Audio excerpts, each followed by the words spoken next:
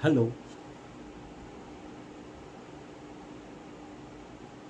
உறவுகளே,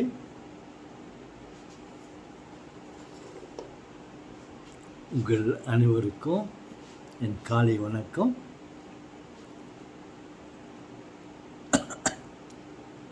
இந்த தொப்பியை போட்டாவே உங்களுக்கு ஒரு தனி அழகு.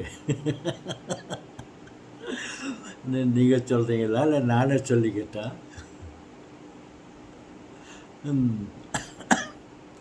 ஓகே.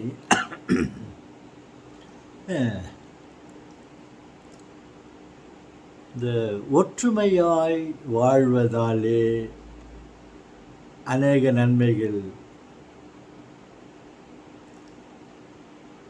ஒற்றுமையாய் வாழ்வதாலே உண்டு நன்மையே. அப்புறம் ஒன்றா இருக்கு கற்றுக்கணும். நான் சொல்கிறத நீங்கள் ஒத்துக்கணும்.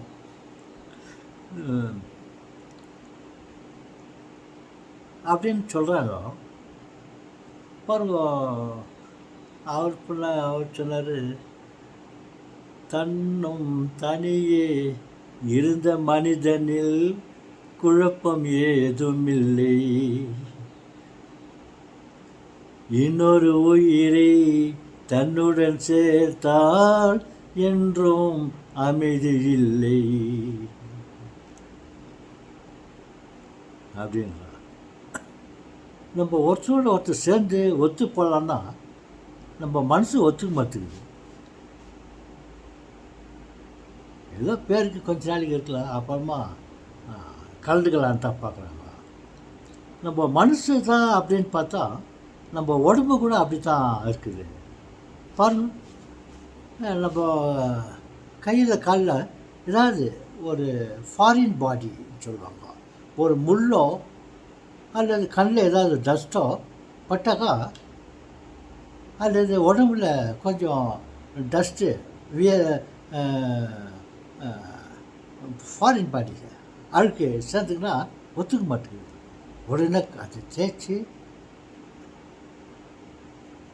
அதை தேய்ச்சி அதை எடுத்துடணும். முள்ளை உடம்புல ஏதாவது அதை குத்தி எடுத்துடணும். உடம்புல ஏதாவது டஸ்ட் இருந்துச்சுன்னா உடனே தண்ணி ஊற்றிக்கின்னு குளிச்சுட்டே நம்ம அதை சுத்தம் பண்ணலாம். இந்த மாதிரி உடல் ரீதியாகவும் இயற்கையாகவே ஒன்றோடு ஒன்று ஒத்து போகிறதுக்கு இடம் கொடுக்கறதில்ல. பார்த்தீங்களா? நம்ம தான் நினச்சிட்டு இருக்கிறோம் மற்றவங்களோட உறவினர்களோடு அதிகமாக ஒட்டி கொள்ளாமல் இருக்கலாம் பார்க்குறான்னு பார்த்தா உடல் கூட அந்த அளவில் தான் இருக்குது. ஓகே, இதில் ஏதோ நோ பேட்டரின்னு சவுண்டு போட்டுக்குது.